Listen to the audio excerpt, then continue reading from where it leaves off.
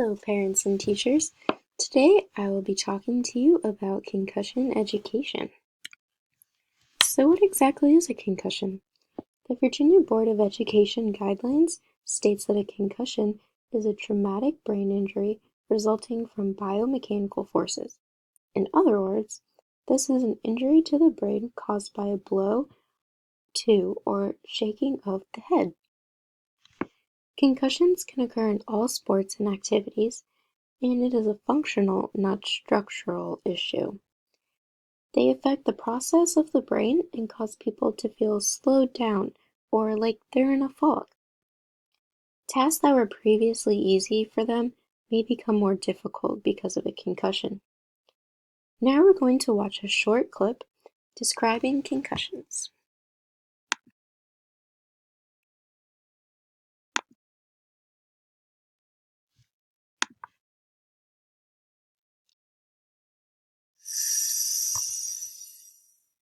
The brain is protected by the skull and cushioned by cerebrospinal fluid. But a blow to the head can make the brain move around and bang up against the hard bone of the skull. When this happens, it can cause a temporary change in the way the brain works, also known as a concussion. Helmets can help protect the brain from injury, but a person can get a concussion even while wearing a helmet.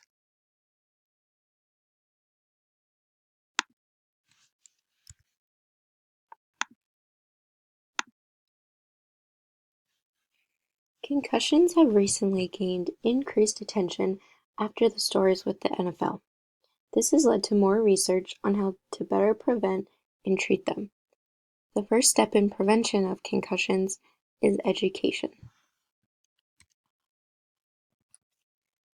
There are numerous signs and symptoms of concussions. However, not all of them are always present in every concussion.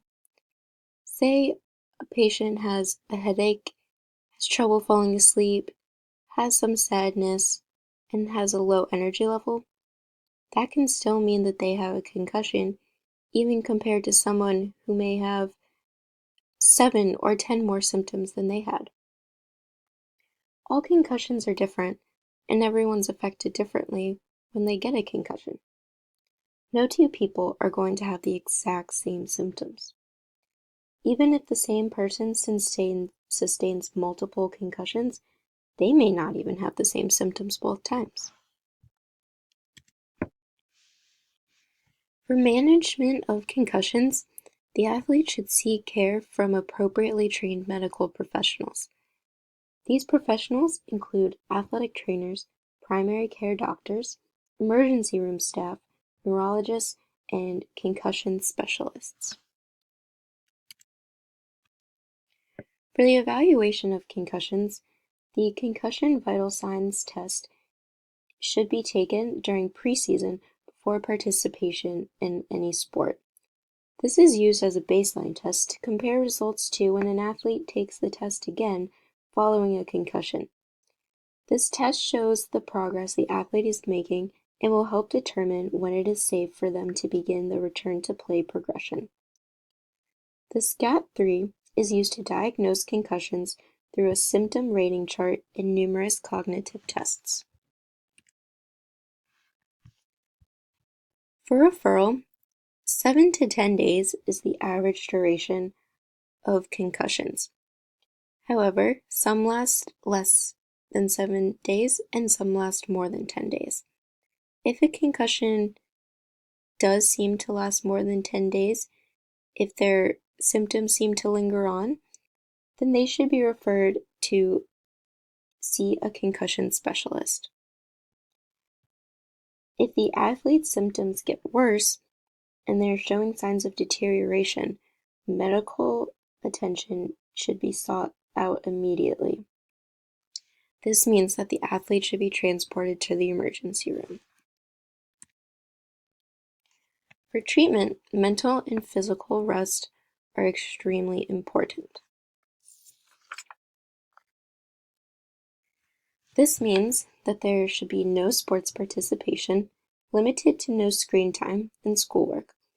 The athlete should stay home if symptoms are present, and they should leave school early if symptoms start during the school day.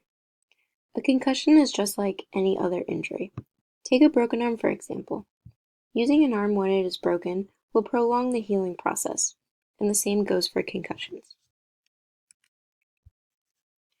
For the rehabilitation of concussions, it's just going to be more and more progression. The athlete is going to start at one stage and work their way up to full recovery. The problem areas will be focused on during this rehabilitation, and common areas are balance and memory.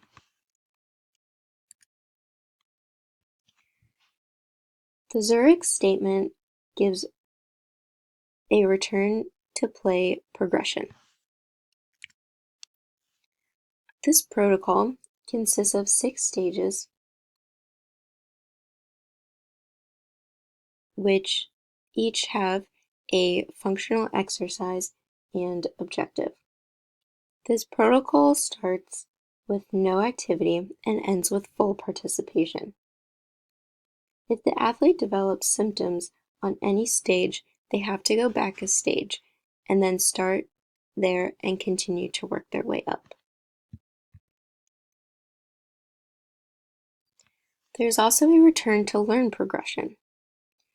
This has 6 phases, 2 of which are completed at home and 4 which are completed at school.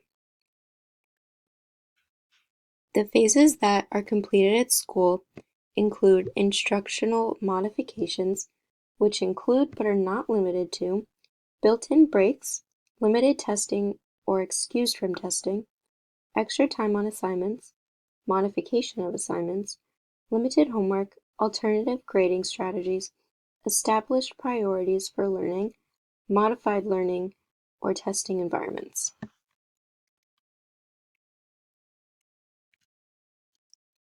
Now it's time to take the assessment to make sure you are all paying attention. Please complete the following word cross puzzle, and once everyone is done, we will go over the answers.